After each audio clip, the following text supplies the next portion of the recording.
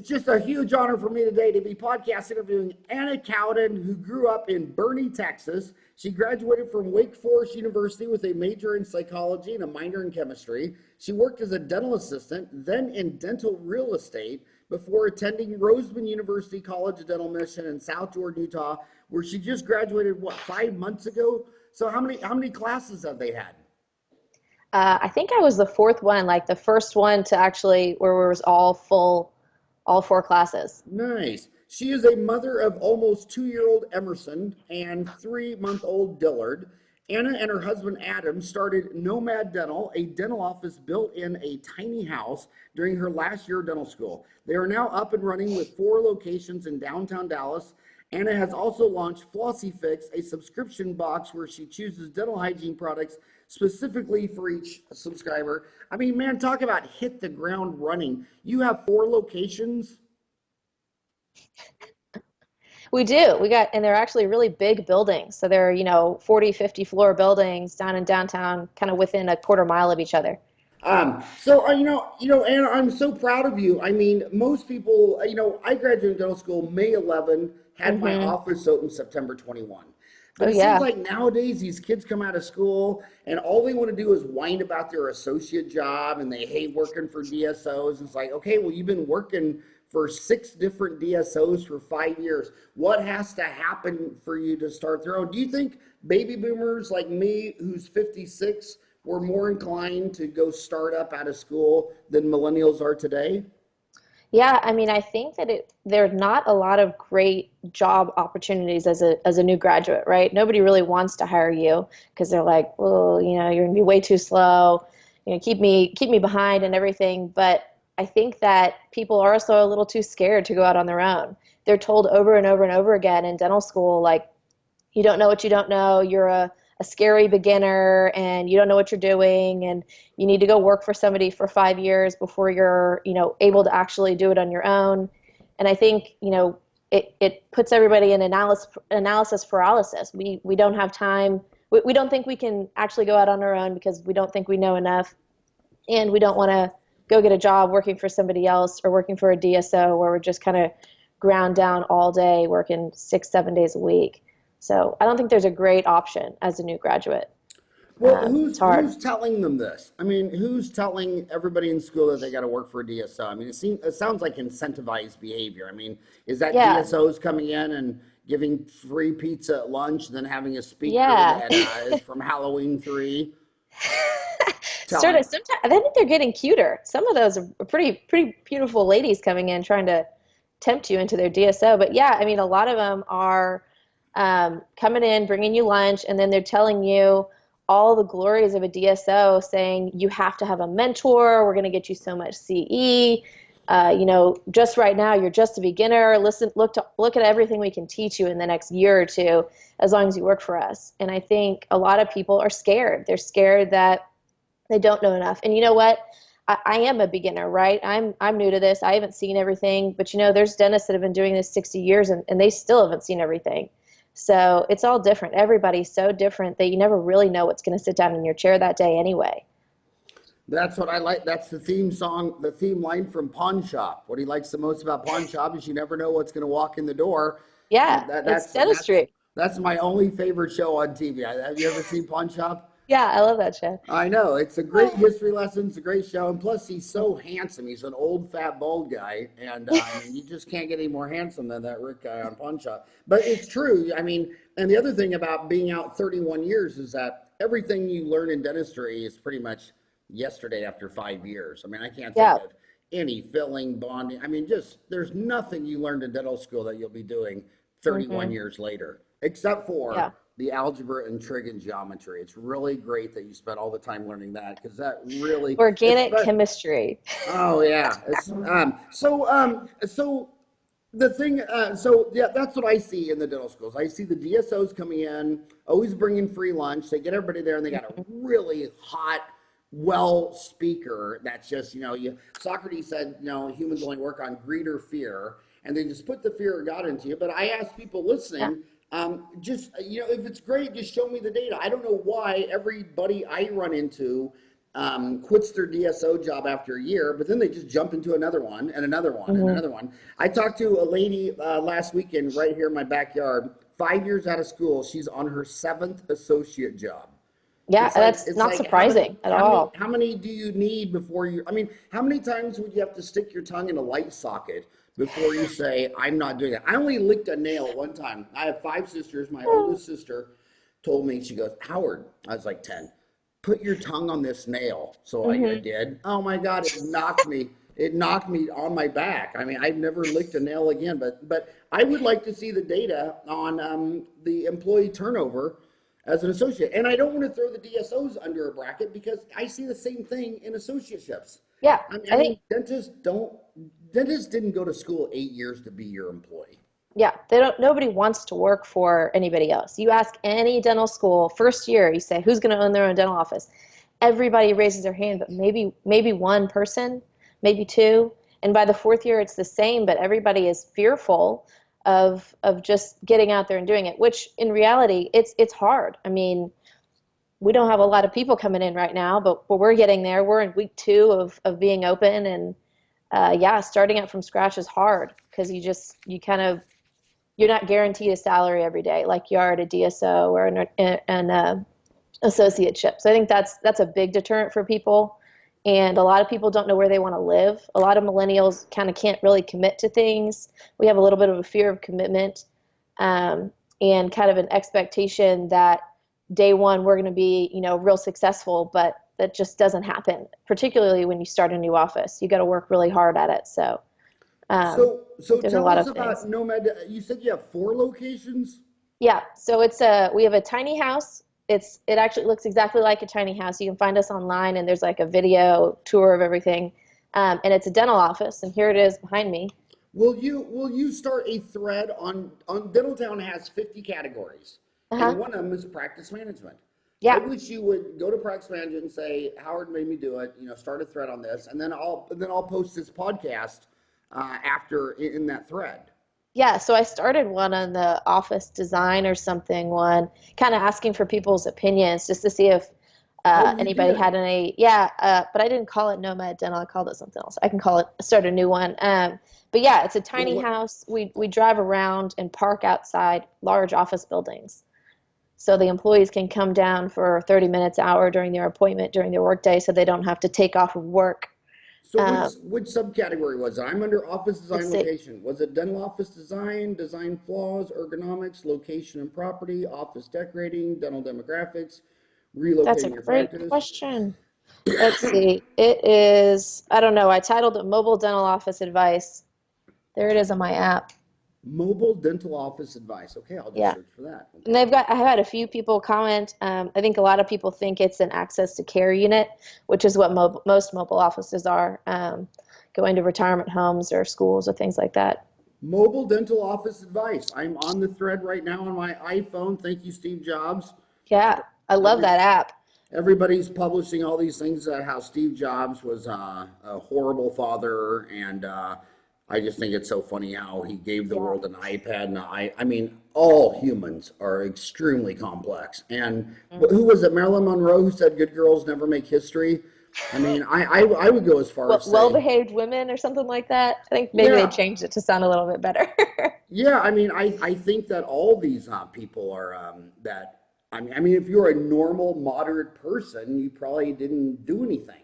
I Hmm. think if you change the world, I mean, they do the same thing with, all these, Henry Ford, they show the Yeah. dark side of Henry Ford. It's like, okay, but I'm pretty sure he started Ford, you know what I mean? And I'm pretty He sure did when some you good look, stuff. yeah, and when you look at the things they did, I say, okay, well, next year at your Thanksgiving dinner, I want to see what you said about Jobs and Henry Ford and see if you don't have one crazy Uncle Eddie that's the same thing. You know what I mean? But no one's talking about your Yeah, Uncle Eddie because he because didn't he's not start that Ford. cool. Yeah, he didn't Yeah. make come out with the iPad. So I'm going to say I am podcasting Dr. Anna Cowdin, Hmm. Cowdin, Yep. and it always wants to spell check it to Codwin. Yeah. That's what people say too. Like Codwin, I'm like, no, Cowden. my last name was Dillard. It was much easier. You could say Dillard's, like the store, and they would spell it in a second. So I just put, I am podcasting Dr. Anna Cowdin right now. Do you have any questions for that? That is amazing. So you've only been out of school 5 months and you have 4 locations? Yeah, so we started at my third year, and my husband and I started working on it in the third year, and kind of built it all and everything. So by the time I graduated, everything was already built and done. And so we started, taking some marketing photos and reaching out to buildings. And we've got 4 locations. We actually have a fifth one that just contacted us last week, seeing if we could come there. And we only have space for 6 locations. So we go to each one once a quarter. And we rotate between all of them. Okay, so what do you mean you only have space for 6 locations? So the dental office is on wheels and the location is just, a reception? An office building. An office building. And so how big is the office building? Let's talk logistics. How big is the office building?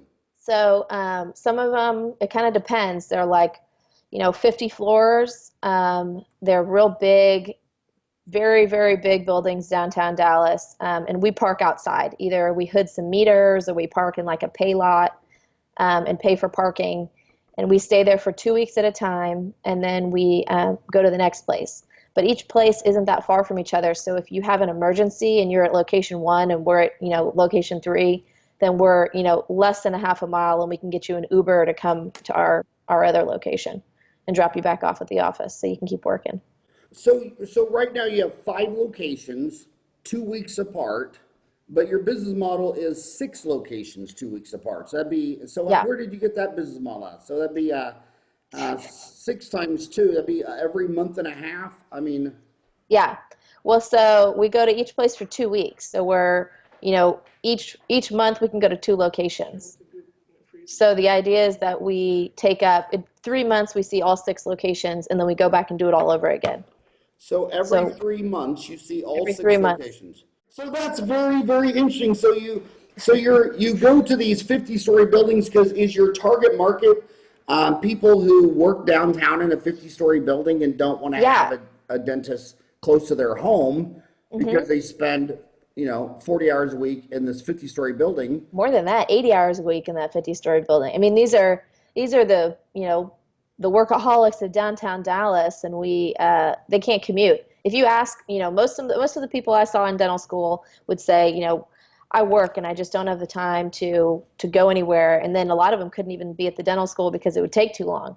So they need something close to them, efficient, fast, something that's the most convenient. In a day of like Amazon Prime, I can order my groceries to my front door. Man, I could order things and it'll show up later that day. We can order everything to our door, and kind of people expect that now. And I think healthcare is a little bit antiquated right now with, the doctor's only open from 9 a.m. to 1, and it's a 45-minute commute, and then you're going to wait in the office for 30 minutes, and then the nurse will see you for 10, and then the doctor will finally come in. It's rough, and I don't think it should be that difficult to see a doctor or a dentist. I don't think it should be this big waiting game where you're trying to schedule things around, these random hours way out in the suburb. I got it really. Who's the most famous dentist on earth? I mean, you? Should I say that? No, I'm not even close. I don't know. Who is? Dentist? I mean, in my head, Dr. Appa is probably the most famous dentist to me right now. You or him, Who'd you say? Dr. Appa is pretty famous to me. Oh yeah, we had him on the show. Yeah. No, I listen to probably all your podcasts. Well, okay, but his it's Walter Palmer. You know who Walter Palmer is? No. He's the dentist who shot Cecil the lion. Oh yeah. Oh, well, I mean, he got something like $100 million of free media coverage. I mean, it was just unbelievable. I mean, look at even Nike. What Nike took out an extremely controversial ad campaign because they know what tribal monkeys are going to do. They're all going to talk about it. You know what you should do? You know what would be your best marketing campaign? And I'm not even making this up. I do it because in the Supreme Court case. They keep looking for the perfect case. When they want to vote yes on something, they wait. I mean, they only do I mean, it's something like not even like I think some 20,000 cases will be referred to them, and they'll do like 200. Yeah. Um, you legally cannot give flu shots.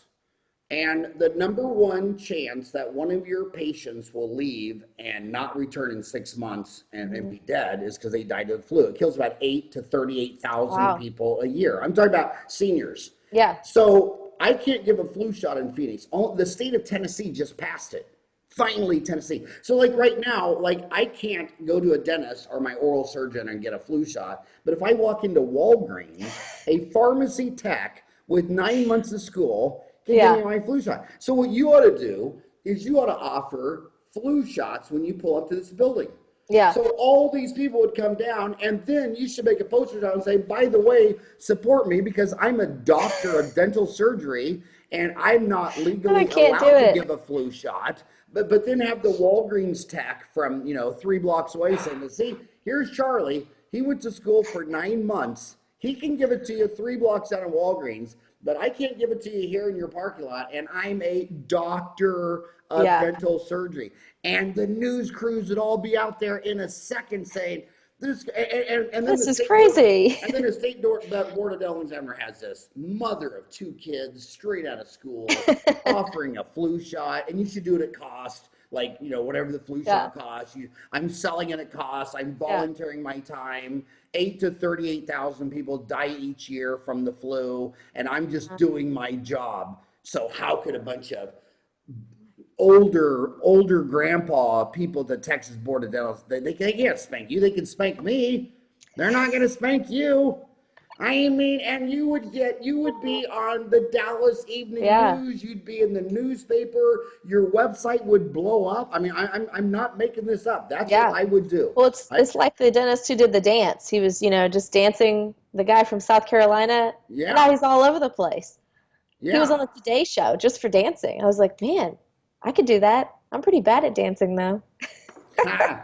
But I would seriously consider it because it's like in media, newspapers. Yeah. They know if it bleeds, it leads. Because if Hmm. they tell you a nice story about a kitty cat found in a tree, no one's going to talk about it. But Yeah. you Yeah. show a fire, an earthquake, or a hurricane, or some little innocent blonde mother or two who just graduated from dental school, and they're gonna take her license away Oh because she was no. giving flu shots so grandma wouldn't die. I mean, my God, it's yeah. I'd be an international hero. Well, you would certainly. I would say this: if you did this, you would get. I guarantee you, it would be at least $1 million advertising. So, what is the average square foot of your five and your business model six? So Hmm. you're gonna have 6 offices, and these offices are how big? How big of an office does it have to be? Are you in there now, or are you in the mobile dental? So yeah, I mean this is my trailer. I'm here now. And we're outside a building. It's called Chase Tower. We don't really have like a requirement like your building has to be this size. More of what we look for is we talk to the property managers and we're looking for buildings that want us there. So some buildings are not that interested. They just kind of don't really care. They're just there to house the tenants. And some buildings really want to serve their tenants. So they want to offer them benefits. They want to offer them like the building we're going to next week is having a health and wellness fair for the whole week. So they've got all these health and wellness vendors from all over Dallas coming in, and we're going to be inside having a booth, and we're also going to be outside so people can make appointments. We'll be there for 2 weeks. So we're looking for buildings that really are looking for these services, and that's the kind of trend now is that these big multi-tenant buildings in the downtown areas are looking for ways to get tenants to want to lease their space. So, you can't just be a regular building anymore. People want amenities. They want the gym. They want, vendor weeks and then free lunches and things like that. They want a Starbucks in the lobby. They want all these things. And if you can offer a better deal, then they're going to pick your building to lease instead. So that's sort of So the so look you of don't it. actually rent any space in these No, buildings. no, we just pay So for parking. and what do they charge you for parking? 130 bucks a week, maybe. Wow. So let's talk about. So is a trailer? Is it a pull behind a truck? Yeah. What they call a fifth wheel, or is it a drivable? My husband just came and parked it out here last night, and we set it up, and Yeah, I mean, if you Google it, you can see some pictures of us. But yeah, we just haul it behind our truck and we set up and we pay about $130 a week to park. And we're usually either hooding the meters like right in front of the building, or we'll be, around the corner or something in a pay lot. Those surface lots that you just kind of pay to park at a certain amount of time. So you're on your website, you said Mhm. Google, you have that video.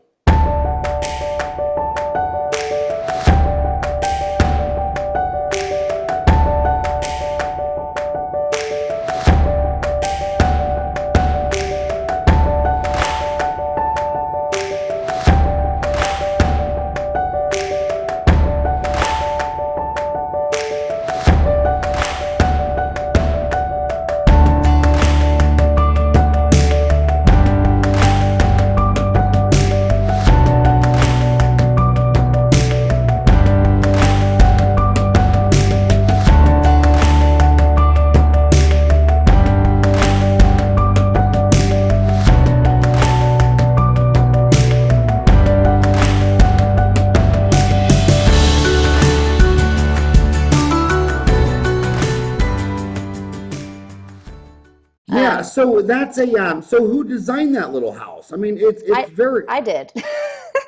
wow. Well, tell us about your. I mean, I'm just so impressed. I mean, talk about an entrepreneur. I mean, you didn't have an. I mean, it seems like everything you do is an original thought. How did you creatively design that little house? And how big is it? How many operatories is it? Who made it? Tell us everything. So I I designed it. I didn't really want to. I tried to find other people to do it. I tried to hire a company to do it, and they actually ended up kind of giving me the runaround for a couple months, and then eventually just refunding me my money, saying that they couldn't do it. And then I finally went to Benco to see if actually I reached out to a bunch of dental equipment companies, and nobody would call me back. So I ended up with Benco because they called me back, and I told them about it, gave them the layout. It's 255 square feet, and it is just, they have a certain formula for how big everything has to be to fit an operatory. And I said, I got to have 3 ops, I got to have sterilization, and I want a little bench for people to be able to wait. And they, worked on it, and just couldn't get it done.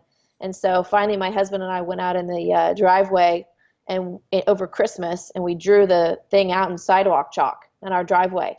And I just looked at it and I was like, well, this is it, I guess. And so I took a picture, I sent it to Benco, and I said, this is the layout. Let's, draw that up and I'll send it to the builders. And so I had a builder in Utah, Alpine Tiny Homes, build it. And then we actually just got a entire solar system. So right now we're running 100% off solar. And they installed that just a couple weeks ago. You're 100% on solar. Yeah, and we've got a backup generator in case, it's kind of a cloudy day, or we're running too much power, and it'll kick on to just recharge the batteries maybe for like an hour, and then it'll turn off. But otherwise we're on solar 100%. And we've got all of our Is the battery a Tesla car battery? No. Oh no. Tesla is not the option for something like this. It's actually a company called Humless, and they are out of Utah.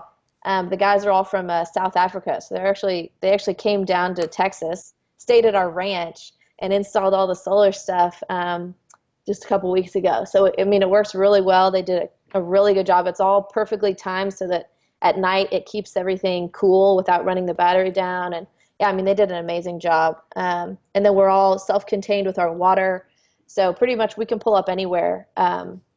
We can go anywhere that doesn't have water, doesn't have power, and we could run a full office. So these guys in Utah are from South Africa, Yeah, yeah, where Elon Musk is. yeah. But they don't love him, I think. I didn't hear great words about Tesla spoken. Is that right? And why do you think? And why do they not love him? I think they just I don't know if they like Elon Musk or not, but Tesla, they didn't think that their technology was the best technology. Which I contacted Tesla actually to try to get them to do a solar system, or if we could do the solar like shingles that they make, and they said they haven't tested it enough to be able to use them yet.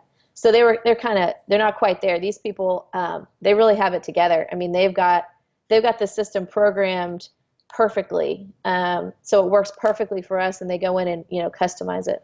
But it's pretty cool. And what Um, is and what is speaking of, remember that advertising technique I gave you? yeah. What was the most successful podcast of this year so far? Which one had the most views? When Elon Musk smoked pot on Joe Rogan's podcast. See my point? My point. Yeah, So yeah. here's the Disrupt. here's the first CEO of a Fortune 500 company Yeah. smoking pot live on YouTube. And what happened to it? Every single media company covered it, and that Hmm. thing went instantly. So maybe you should be smoking pot while you're vaccinating grandpa with the Yeah. flu shot. I You know, think that would get me some views. so what is the name of that company, that solar company? Humless. H U Humless. Humless. Yeah, and they've got little generators that you can like a personal generator. So you would go and, take your, say you're going camping or something and you need power, you take your little generator with you and you can charge it up on the solar and charge your computer or whatever you need. And then they have really big ones. The guy that actually installed this runs his entire house off solar. He has 40 panels and everything is perfectly programmed so he only uses solar. It's amazing. I mean, they do a really good job. But yeah, I mean, our end goal for all this is to have a bunch of these trailers, and either we own them or we franchise them. And part of that is I want to be able to provide a really good opportunity for new dentists. Because again, I don't feel like I had one, and I didn't want to come out and work for a DSO and kind of be under their thumb. And I'd love to be able to hire new dentists as associates in a trailer like this, or have people be able to buy them and franchise it from us and run it as their own office, because it's kind of freeing. You can go wherever, and if your location doesn't work, you can pick up and move it. If you don't want to be in the city, you can go rural, all sorts of things. Wow, that is just amazing. And Humless is on Twitter. Yep. Humless, it's at Humless Power. Hmm. They're out of Linden, Utah. Is that a suburb of Salt Lake? It's like a couple hours south, I think. I didn't realize they were from Linden until after the fact, until they'd all driven down. Well, now are you on Twitter too?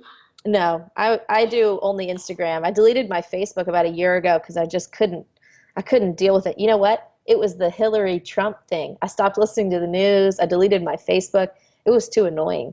That's when I started listening to like every podcast ever, and now I only listen to your podcast, really.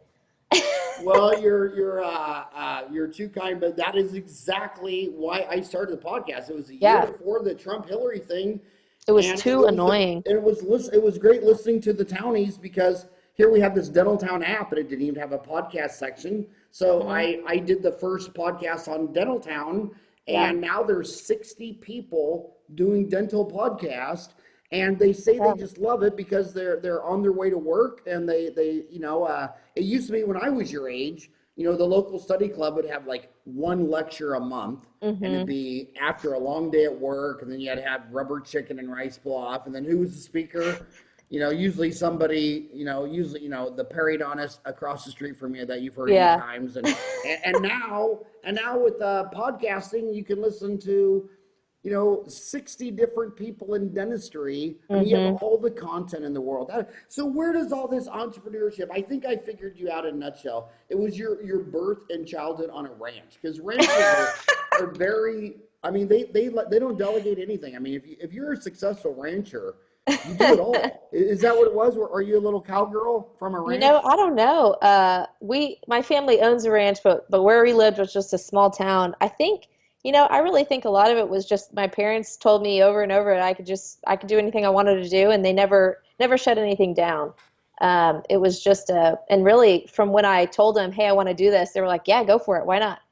There was never a concern. I heard a lot more concern from other people, professors in school and things like that, telling me, oh, you sure this is going to work?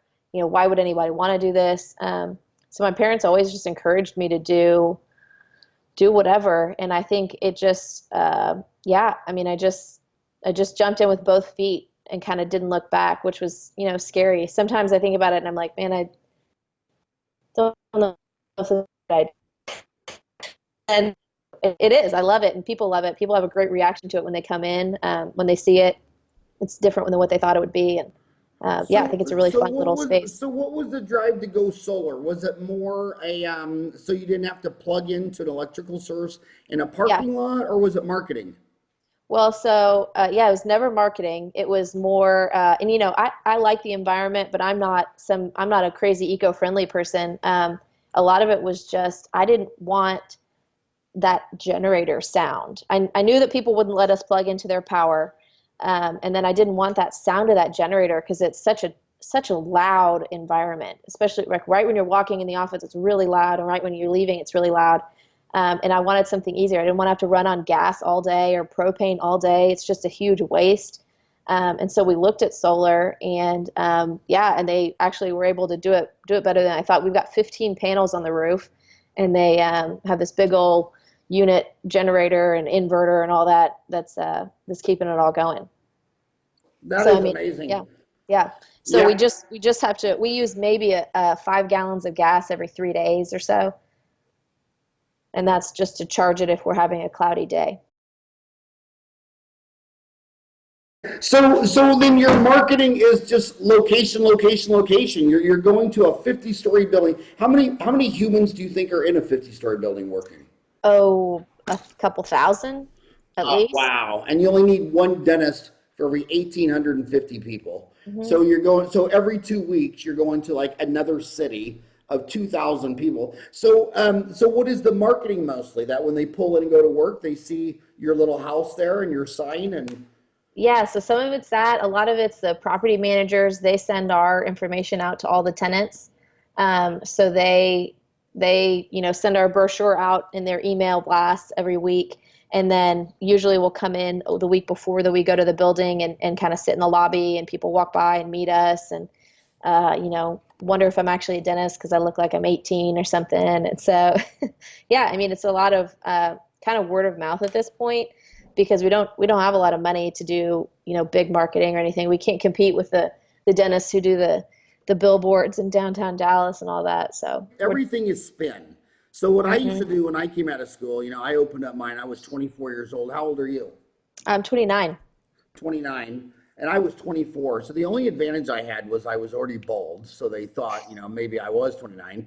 But when they'd say, whenever they'd say, you're pretty young, I say, I know, man. I just walked out of school. I got all the latest and greatest technology, Yeah. and then you spend it at the guy who's my age. Well, that was, everything he learned was 30 years ago. I mean, his first He's too patient old was for this. yeah, his first patient was Fred Yeah. Flintstone. So how much do you care if I ask? How much money do you have wrapped up into this Nomad Dental, this So movable house? yeah, so everything included trailer, truck, materials, everything. The whole thing is 250,000. Nice. And you're thinking about franchising this opportunity to other grads? Yeah, eventually, like I said, it was a hard thing to be graduating and just I didn't feel like I had any good options, and I'd kind of look around and be like, oh man, I should do this or this, but all of them just kind of were terrible. And even everybody I graduated with, all their job options are kind of limited, and nobody really wants to be doing what they're doing. So I thought, what if I did this, and what if we, could own some, and people can come work as an associate, and or we can franchise them, and then people can have the idea that they're owning their own office, and it's the same idea as a DSO, but it wouldn't be right, like because I think what happens is DSOs, the management of them is too removed from the actual patients and the actual doctors that are there to understand what they want and what they need and how it all needs to be run. And like as a new graduate, I think you can do it on your own. Like you can come and do this. You don't have to be an associate. You can own your own office, but I also know that millennials don't really like commitment. I mean, look at me. I'm in the trailer. I can drive away if I don't like it, I guess. But they don't like commitment that much. So to give them this opportunity to have a mobile office, and they can say they want to live in a city for a few years, and then they decide they want to move out to the country, they can take their office with them.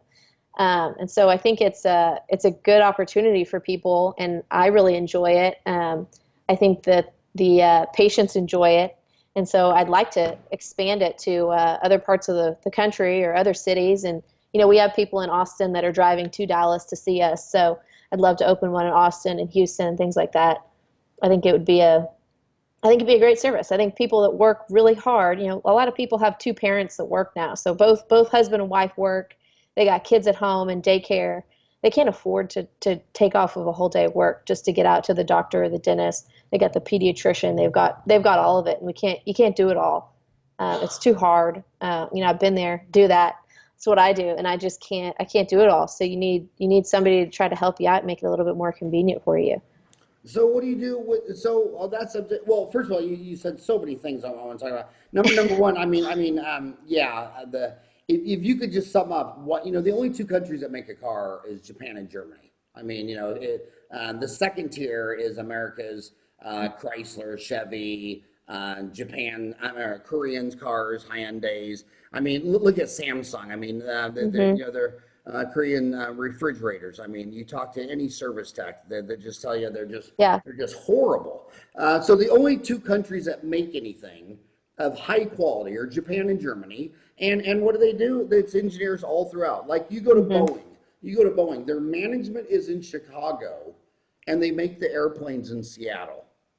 The Japanese are like, what the hell? Because in That doesn't make any Japan, sense. the whole plant is a square mile, and everybody in management is an engineer, and they all eat together, live together, Yeah. fraternize together, and all they do is engineer a great car that lasts 250,000 miles. But in America, the American car companies, they outsource every part from vendors all around the world. They barely assemble it in time. Most of the management is not even an engineer, and then people think. So what you said is, well, I got to go back in history. I just got to tell one story. A lot of people ask me if I'm interested in DSO or if I'd ever start DSO. Well, let's go 30 years ago. I never believed in it from day one. I had a million opportunities. But what I did is I believe that the whole value of dentistry, the whole $119 billion industry, is when a human hands a dentist a buck. And everything else is periphery and doesn't matter. And so what I did is I saw the same market you did 30 years ago, where these dentists didn't come out of school. What I was noticing is I knew a lot of really good dentists who were job hopping associateships. So what I started doing is turnkeys, where I would go down to a center. I would rent 2,000 square feet. I would go in there, and I do these for no money down. I just want to spend a minute telling you because you might take some of these ideas. Yeah. I'd go in there and I'd say, how much you want for this? And they go, okay, we'll rent this for $13 a square foot for 3 years. And I said, okay, I'll pay $20 a square foot for 5 years. And they said, okay, so what do you want in return? I said, you do the build out. And I'd give them the plans. I just had a stock square dental office plan. Yeah. It wasn't 2,000 square feet, it was 1,200. And it was 4 operatories and 1,200. And then I would go to the Bencos of the world, the Shines, the Pattersons, and I give them all the equipment. And they'd say, okay, I want 100 grand for all this stuff. And I said, no, I'm going to lease it over 60 months, lease to own, and after last payment, I own it. Then I would go to my team, and I would sacrifice the least performing assistant, hygienist, front office, put them in there. And then I'd find one of these associates who's been job hopping, but just for some reason, they just couldn't pull off their own deal. Then I wouldn't even tell them it was a lease to own. Then I'd put them in there and say, I'll pay you 25% of what the house collects. So they'd go in there, and I had no money into this. Zero money, no training, nothing. And then as soon as they were steady, then I'd walk it down to Chase Bank, and I'd say, does this qualify for a SBA loan for $250,000? And as soon as it qualified, I'd walk in there and I'd say, hey, young associate, sign right here, and this whole office is yours. And they'd say, are you kidding? And they'd cry. They would cry. And so I had no money into it. And usually within 24 months, got a check for $250,000. And I was doing that while Orthodontic Centers of America was publicly traded on the New York Stock Exchange with $1 billion valuation, a dozen in NASDAQ. And every one of them imploded because they thought the business of dentistry was volume discounts on supplies and equipment and marketing and all this stuff. And it's not, man. You get a horrible doctor, and it's a horrible business. And you get a great doctor, they don't need anyone else. So you could take that turnkey situation where they could come out of school and you could make it all happen to them. And then if it works out in 24 months, you pre-qualify their SBA financing, And And then it's my theirs. gosh, it's just that's the few. I mean, private practice will be here 1,000 years. And I'll show you one more factual point of why DSOs don't have a leg up. Is even your best dentist who go to that small town. I mean, you were born in Bieber, Bernie. Bieber. I'm thinking of Bieber. Is that a Justin Justin Bieber. Bieber? You were born in Bernie. I mean, you could probably go find a dentist that started there when he was 25, practiced there for 40 years at 65, and what does he still need at 65? New patients. Hmm. Like, how do you need more new patients after 40 years in a Yeah. town of 5,000? So that tells you how incredibly difficult it is to keep customers for life. I mean, it's one thing for Apple to keep you as an Apple user for Hmm. life, and that's why Warren Buffett's buying into it. He says they don't have to innovate, they don't have to do all these things. Yeah. People that like their iPhone are going to always be iPhone users. It's a great cash Hmm. flow machine. So you can do that with a coffee or a phone, but in a human relationship where I lean you back, you have to trust me. I'm selling the invisible. I tell you you have 4 cavities and you don't even know if that's true or not. And then I give you a shot. And I mean, so many Yeah. things can go wrong that nobody can monopolize. This is why it's going to be a cottage industry for a Hmm. long time, because it's so personalized. Yeah, and I think patients are starting to realize that the DSOs, they kind of feel like herded cattle going through those offices. Like, oh well, if you want to do it this, oh well, if you do it today, we'll give you, another $200 off. And it's like, well, now you're devaluing the product. Like, don't devalue it. You're already offering them a really cheap product and sending your crowns to China and all sorts of things. So I mean, I don't think it will last. I think there's a place in dental for DSOs, but I also think there's the place for a better option, and I don't really think it's out there. And yeah, I mean, I'd like to be a part of it. I also think this thing itself has required me to be so efficient with my use of space and my use of products. Like I don't have a ton of space to put everything, so I pick the exact things that I want and I don't waste any space. Every single square inch of this place is planned out and used. And I think that's a really important thing for especially a new dentist to know and to learn, because there's so much wasted space and wasted materials and wasted everything, over ordering all sorts of things in people's overhead, that I think it helps us to be very small and efficient. Man, you're so damn cool. You talked about how you went out on your driveway and drew with chalk, right? Hmm. And Yeah, and a movie you got to watch is the founder, Ray Kroc, the founding of McDonald's. His autobiography was yeah. amazing, but when the McDonald's brothers tried to pull it off, they just couldn't pull it off. Then he bought it and took it from there. Hmm. But when he used to build the new locations, same thing. He used to Yeah. go that they would lay the foundation, the architects would draw out the whole thing, then they'd get all the employees and they'd say, well, what's wrong? And Anna would say, well, every time I'm bringing the French fries to the counter, Howard turns around with the malt and knocks me down. Hmm. And they would go over everything, and they would fix everything on chalk, and then they go to the next location, and they keep doing that until they had their franchise model down. Have you gone back to Benco and showed them your final product? And Yeah, well, so they actually drew it up in a CAD drawing for me because I don't have that software. And so I took the photo and I said, just draw this up. And they drew it up and they were like, I don't think this is going to work. A lot of what I got from people was a pushback of, you don't really know. You don't know what you want. You don't know what you need. You don't know how it has to be, which was hard because I was new and I was like, yeah, maybe they're right. Maybe I don't know. But you know what? I do know. I was doing dentistry every day in these terribly laid out operatories at my dental school, and I was like, man, I can see how this would be better if it was like this, and it was like this.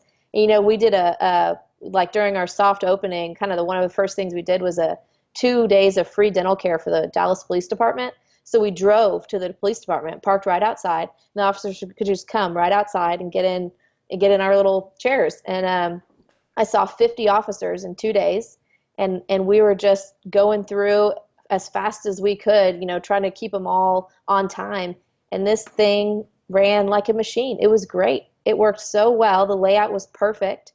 And I wouldn't change anything about it, which is the funny part, because I was just waiting for something to fail, because I just kept being told that it wasn't going to be right, and that I didn't know what I was doing. So yeah, I mean, it was interesting, and I think that yeah, I wouldn't change anything about it. I think we did a great job. Our sidewalk chalk worked That's out. the best PR news that the Dallas Police Department's had all week. Yeah. Didn't they just have a female officer shoot her neighbor? Yeah, probably. Did you hear about that? Yeah, yeah. They have a rough time down here. That was part of Well, the I'm sure reason, they're gonna find out. Don't you think they'll find out it was her boyfriend or something like yeah. that, or in a lover's dispute? I mean, I was trying to think of what are the odds I could actually drive home? How drunk would you have to drive to the house next door? Your key doesn't fit, but somehow get inside and Yeah. shoot the person living there. Yeah. Yeah, I'm pretty sure Drunk. that's a lover's quarrel. But you did something else that's amazing. Flossy Fix, is that an experiment? Is that working? Tell us. Flossy Fix. So I Where is I that? just launched that maybe a week ago, and I'd say it's sort of an experiment. I don't like. There's a lot of subscription boxes out there that'll send you a certain brand of, like their brand of toothbrush and toothpaste, or just toothbrushes really. And I felt like I kept getting questions from people like, oh, what's the best toothpaste? What's the best this and that? And so I've ended up doing a lot of research on all sorts of dental hygiene products, which I mean, I don't know about you, but I think most dentists don't really look into that sort of stuff and all the ingredients that are in them or not in them, and kind of, the marketing of whitening toothpaste that doesn't even do anything. A lot of them don't even have any kind of whitening product in them. They're just say whitening on them. And I think people don't know. I think the consumers are uneducated, and I'd like to help educate them. I think that using the right dental products at home are such an important part of taking care of your teeth that is a little bit underutilized. So I started Flossy Fix. It's basically you sign up every 3 months. I send you a new box, and you get a toothbrush, toothpaste, and some floss or a flosser, and then a couple other things, maybe some xylitol candy or some xylitol mints, or some interdental brushes, something else I found that I like. And you can sign up for a year, you can sign up for a month at a time. But then at the end of each box, I send you a survey about what you like or don't like, and you'll write me back and say, man, this toothpaste tastes terrible. And then I'll, make note of that, and I'll send you different toothpaste next time. And so I think, yeah, people don't know. I was just doing some research on a mouthwash earlier today, and it has, an acid in it. And I was like, well, that's kind of rough. Going to be rough on your teeth with that, swishing around with an acid right after, you've eaten a bunch of acidic food and all this. Like, I just don't think this is right. If you do research on them, other mouthwashes will discolor your teeth, all sorts of things. So people just don't know, particularly for kids. I've got a kids box and a box for babies, which when I had kids, it was hard for me to find non-gross bubblegum flavored things. And, like it's difficult to find hygiene products for babies and kids. People don't know when they're supposed to start brushing and what they're supposed to brush with. So yeah, I plan on including, research and information about each product in the boxes, so that people can know how to use them and why I'm sending them to them. But yeah, So it's kind of an experiment right now. so on Instagram, your Flossy Fix, one word, Hmm. Flossy Fix, love it. What was your tagline? I saw it on your website tagline, Flossy Fix. Keep it flossy. Yeah, that's Oh that's man, also on our doors in here I in our started tiny laughing house. because guess what's the first thing that made me think of? Yeah, It was that Ron Burgundy, Keep It Classy, yeah, San yeah. Diego. That's Remember what it that? is. Is that where you got it? Yeah, well, it was like, and people say keep it classy, and I'm like, oh yeah, keep it flossy. That's kind of cute. We needed a thing. We have I actually I it's still a decal on our doors in our office here. It says keep it flossy when you leave. Oh my gosh. You should just keep the joke going. You should say Dallas comes from used to mean root canal or Yeah. toothache or whatever. I mean, so your website is flossy-fix.cratejoy.com. Yeah. And CrateJoy is a site that helps you start subscription boxes to kind of manage all of it for you. And I knew I had too much going on in my life to try to manage it myself. So I Oh, signed up with them, nice. and yeah, they like give you all the analytics, and it's really easy through their website. And so I signed up with them knowing that it would just make my life a whole lot easier. So that is amazing. So you found because you can outsource something if you Yeah. can't add value to it. Yeah. So if you can't add value to it, like I have a Dental Town magazine. I can't make my magazine better with the paper. Hmm. So I buy the paper, Yeah. or the printing and all that stuff. So you were going to add any value with the logistics of the deal. So you use Yeah. Crate Joy, Yeah. and then there. So what is it called? A prefix. So Flossy. What do you call that? Hyphen fix. Just Flossy hyphen. yeah, flossy-fix.cratejoy.com. And did you like that dash in there? No, that's just how they created it. Can you get them to remove the dash? No. Did you ask? Yeah. Oh, yeah, I did, and they said that's just how it was. What I can do is make my own website. But again, it was just sort of I think CreateJoy does it better. Well, So why can't they just take the dash out? I don't know. But You know? you asked them? Yeah, they're a big old company, so I could ask again. I say, hey, said Yeah, Howard said I need to take the ask dash again. out. Say this. You talk to you. Tell them to do it again because it would then match your Instagram as Flossy Yeah, Fix. yeah. And then do you have Twitter at Flossy Fix? No, we just have an Instagram for Flossy Fix and a Facebook. Um, but I'm Facebook. not only thing I do is Instagram. I'm an Instagrammer, but everything Well, else is that's too hard. because of your age group. So the millennials Yeah, are dropping Instagram. Facebook in groves and they're going to Instagram. That's why Hmm. Mark Zuckerberg bought it. But I Yeah, would Twitter is the older people. So the yeah, neat thing, the weird thing about dentists is dentists are 25 to 65. So when you're born, you're zero. So, but when you're born a dentist, you're already 25. So the yeah. average age of a dentist is actually 45 to 50. Huh. And those Okay. 45 to 50-year-old guys aren't going to be on Instagram. They're going to Oh be yeah, no, they're on on Twitter Twitter and or LinkedIn Facebook. even. And Yeah, LinkedIn. LinkedIn. Yeah, Yeah. Facebook is getting massive fatigue. It's like every time you turn around, it's just more bad news for those yeah. guys. And Poor guys, but they do own Instagram, so they're making something. well, I feel sorry for him because, Mark Zuckerberg's dad is a dentist, Ed, and he's been on the show 3 times. And me Hmm. and Ed are two bald dentists, and we each have 4 kids. And I just would be under so much stress watching one of my Yeah, boys live in that limelight. yeah. And every time I see someone throwing Mark Zuckerberg under a bridge, I just feel sorry and cringe for Ed because I know if that was my boy, Hmm. everybody was talking about in front of the congressman, I'd probably be coughing up blood clots and crying in the corner. Um, but Oh, um, yeah. so, um, Stressful. but the thing I want to talk about is this: you're starting a subscription business, and Hmm. people are asking, why does Netflix have the same value as Disney? I mean, Disney has theme parks and movies. They own Hmm. ESPN because this feast or famine in business where you put $100 million into a movie and then you think it's going to be a $300 million blockbuster and then the next Hmm. one isn't. And here's Netflix saying we're just going to get $10 out of you every month. Yeah. And these subscription business models are the most predictable, and they all started with the first company. It was Procter and Gamble was the first, and also that was the first billionaire that wasn't afraid of the people and actually shared business knowledge. The billionaires before Procter and Gamble, they all hid from the people because there was class warfare. They were afraid of them. Hmm. But what Procter and Gamble realized, that feast or famine thing, that someone on a ranch in Bernie, Texas, would make 1 million tons of soap. They'd fill up their cart. They'd go through the villages and they'd sell everybody a big gunny sack of soap. Then everybody in the county had enough soap for a year or two. Then they go bankrupt. Hmm. And Procter and Gamble said that's no way to run a business. So what we're going to do is we're going to start selling it in a size where you will run out every month because we pay our bills monthly, our debts Hmm. monthly, our employees monthly. We need cash flow monthly. So they Hmm. resold everything in a monthly supply, just like now Netflix, everything Netflix is doing and Spotify and all these really, really wealthy businesses didn't have anything new from the Procter and Gamble model back in the 1880s. Hmm. And I just love their equations. I mean that was the first really groundbreaking economic work that was given from really highly educated billionaires to the peasants and the farmers, and just amazing. So this subscription revenue, if you set this up, look at Dollar Shaver Club.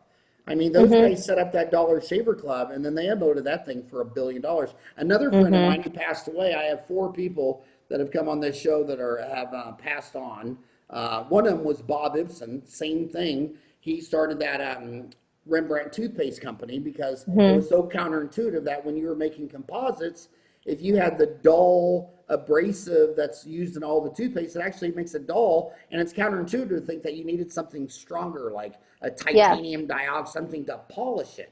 And so it was completely, all the other toothpaste companies said, no, that's too abrasive. And here's Bob thinking, no, you don't understand polishing. And he set up that Rembrandt, and before you know it, Procter and Gamble was knocking on his door and bought it for like $1 gazillion. And then by random luck, he took it in stock, and then like within the year, Gillette swallowed up Procter and Gamble for like another 40% premium. So he was sitting there, he was my buddy, he had more money than any dentist that I've ever known in my entire life, but it was so funny. Guess what he did after he made all that money? Well, he was going to Started retire. something new. Well, he was going to retire, and his wife Marcy said, "Look, Bob, there's 160 hours in a week. I don't. You're leaving the house Monday through Friday from 8 to 5. So I don't give a shit what you do, but that's my Get out. time." And so what he did, he had so much money he couldn't be a dentist, the liability. So he set up a woman's shelter to do. He loved cosmetic dentistry, so he just did cosmetic rehab on women beat up by their own lover in a shelter. And he actually, it was so funny when I go out to visit him, he goes, he'd look at his clock and say, well, I'll get in trouble if I pull up in that driveway before 5 o'clock. And it's 10 minutes from the house. So we would leave at exactly the right time that Marcy would actually let him into the house. I thought that's got to tell you the success of a 50-year marriage is leaving the house Monday through Friday, 8 to 5. Happy wife, happy life, right? Yeah, and if you got $250 million, it doesn't buy you a 24-hour day pass with your wife. That is absolutely the lesson. So let's go on that note, because I hate to ask girl questions, because it's not like you're asking me any short, fat, bold grandpa questions. But we already went over an hour. But a lot of women, and like I say, I know I can't give women advice, but a lot of women sit there and they tell me this privately. They say, Howard, they just got the right to drive cars in Saudi Arabia, and sure, we've been driving cars for 100 years. But when you're a woman dentist and you're married to a male dentist, you're still the woman. You're still going to do all the homework, the cooking, the cleaning, this and that. And their biology is saying, my number one priority is I want to be a mom. But then she's got this professional drive. She wants to be a dentist. So her succinct question to me is, if I really want to be the best mom, shouldn't I go work as an associate, private, or DSO, so I can leave at 5 and just concentrate on my kids and the homework and the plays and the schools? So if I had asked you, and then the counterintuitive is saying, no, to be the ultimate mom, you'd want to own your own place so you can tell your own employees, hey, I'm not working next Wednesday because my kids did this. So what would you tell? And you had a child in dental school, which is a rare event. How many people were in your class, and how many of them had a baby in dental school? Well, a lot of the men did, because again, I was in Utah. So a lot of the men had, wives that were having babies. There was two other girls in my school that had babies, another 2 dentists in my class that were pregnant also. So all 3 of us were pregnant in our last year, but we all graduated and had our kids after we graduated. And those are the most valuable dentists, because when you find the dental graduate who dad paid for all the dental, all the college, no student loans, no married, no kid, they're not hungry. And they're looking at 5 o'clock and they want to hit the bars and they want to go chase girls and all stuff like that. You get the Mormon guy who graduated from school, who's already married with 2 kids, $500,000 student loans. You put him 8 to 5 Monday through Friday. He shows up at 7. He has a lunch pail. He's ready to work through lunch. And if a Tuesday comes in at 5 o'clock and needs a 2-hour root canal buildup and crown, there's no chance he'll pass it up. And my dad used to teach that lesson. He said, Howard, we were out in Kansas. One of our favorite things, I don't know if it's politically correct to talk about it, was coyote hunting. And you'd have a truck, and you'd have some bloodhounds in the back, and you'd have greyhounds, and the bloodhounds would smell them. But anyway, I know that people think that's gross and sick and disgusting and all that stuff, but I grew up in Kansas. But my dad used to always tell me, he said, you see 5 coyotes walking down a farm road, something's going to die. They don't stay alive by talking to them. They're going to find something they're going to kill. So I always guarantee you that the most personally incentivized person is going to work the hardest. They have no incentives, and they're hourly, and they're not owners. That's why I don't believe the DSOs, and that's why I did turnkey situation, all this stuff. So the question to you is, what advice would you tell? These podcasts are consumed mostly by millennials. My friends, all my drinking buddies my age, if I put a gun to their head and told them to retrieve a podcast, I'd have to shoot everyone I know. I mean, they'd have their What sausage is fingers on their podcast? iPhone. They can't even, I mean, when my friend, I tell my friends, just voice text me because your sausage fingers, I can't even make out the words, you know what I mean? So they're young. So they're asking you, can I be a super mom and a super dentist? Can I own my own place and my own family? What does Adam do? Who's watching your two kids now? What advice would you give young girls in dental school? Yeah, I mean, I think everyone's different. For me, I am definitely a better mom when I have space, when I can get out and I can do something that's just mine. It's just me here. You know, I can do it, and it's what I'm really good at, and I enjoy it. And then I can come home and be 100% there. I'd rather be 100% there, you know, for 5 hours out of the day than, you know, 60% there 24 hours out of the day. And that's how I feel as a mom with my kids. My husband works for AT&T, and he actually works from home most days, so he's home a lot. And we have a nanny that watches our kids, and actually our daughter goes to daycare for the first time tomorrow.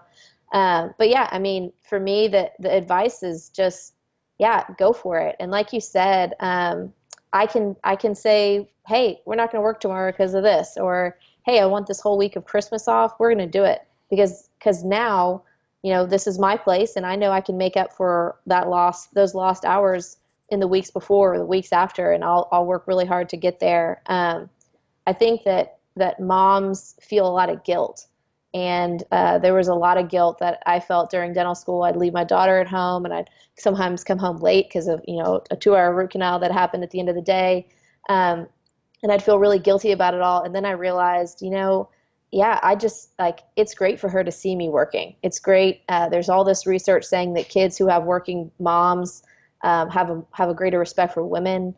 They have more work ethic. Daughters that see their moms working are more likely to feel like they can do anything and be anything. So I think all of that's really important for your kids just in general. But yeah, some people want to be an associate, and that's okay too. It's okay to want to be an associate and work part-time. It's okay to want to work 1 day a week, and that's fine also. It's just whatever works for you. And for me, and my husband and I both, the way we kind of live is we always just take on too much. And that's just our day-to-day life is working too much. So we have a lot of plates in the air all the time. So yeah, I mean, I'd say to new graduates, I like if you're wondering if you want to start your own business or go be an associate, I'd say, you know, go for it, do it, start your own thing. For me, the best part about starting stuff in dental school was that I had 100 dentists who had been there, done that at my disposal every day. If I came into school one day and I had a question because I was working on Nomad last night, I'd go find a dentist and I'd ask, you know, 5 or 6 of them that day what their opinion was on the issue, and I'd get 5 or 6 opinions, and I'd get them all together and go figure out what I was going to do. But you never have that many dentists at your disposal at any other time in your life, and so take advantage of that.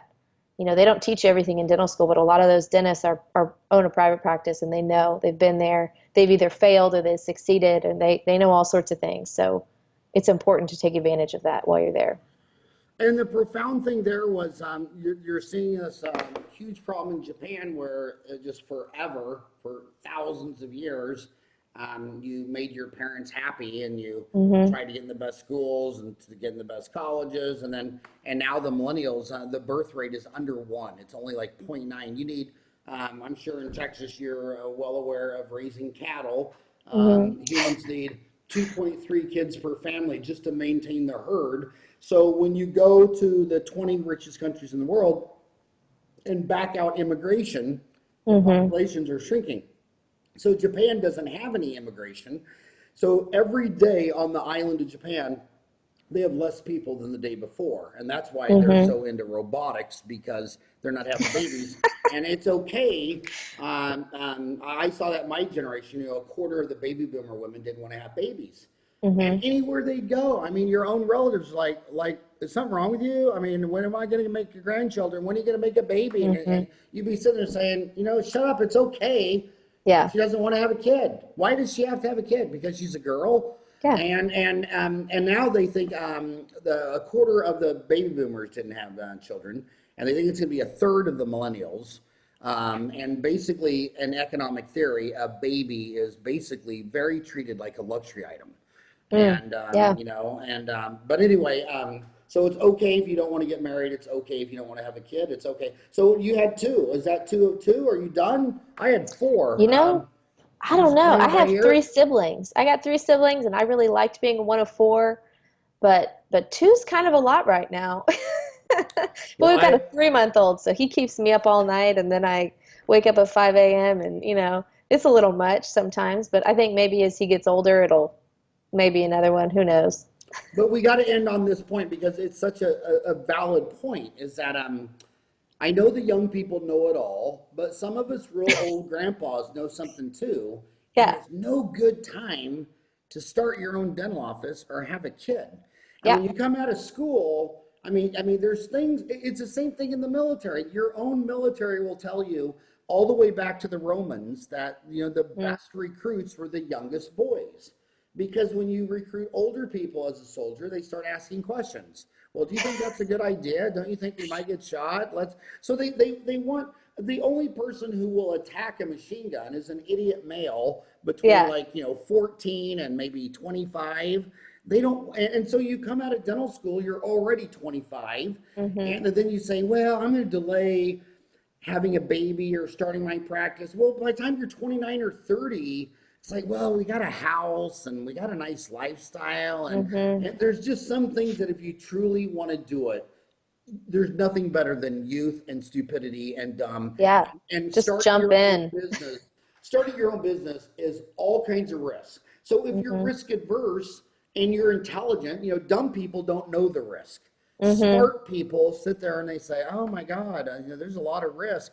Well, you can walk Yeah. around a swimming pool for 5 years, but the best way to learn how to swim is when your older sister pushes you in the deep end. That's what happened to me at Yeah. College Hill. I'll never forget. I thought I was going to drown, and then at the last minute, Mary Kay, who's now a nun, pulled me out and was just laughing.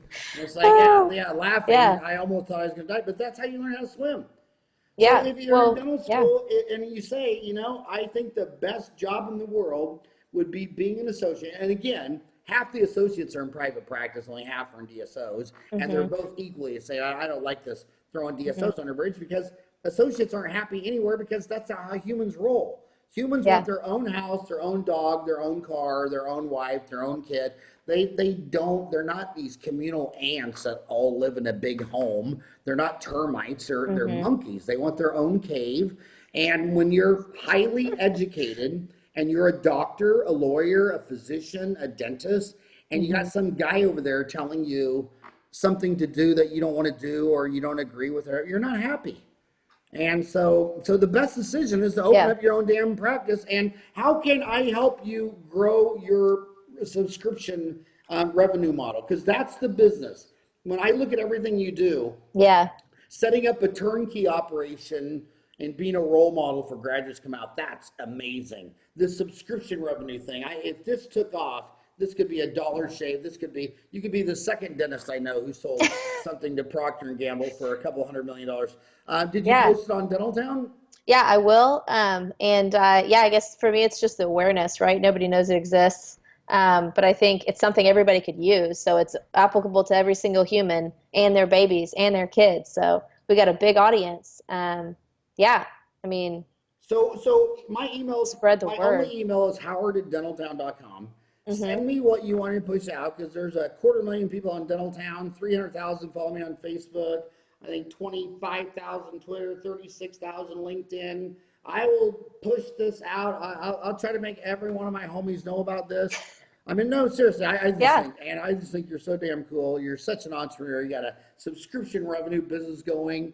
You got a dental office created before you got out of dental school. I think, you're the poster child for what a dental entrepreneur should be. And it was an thank you. honor to podcast you today. Thank you. It was an honor to be here. I appreciate it. All right. Well, always let me know. Always let me know if Thank there's you. anything I can do for you. I will, and I'll send you that email. All right. Have a rocking hot day. Bye bye. Thanks.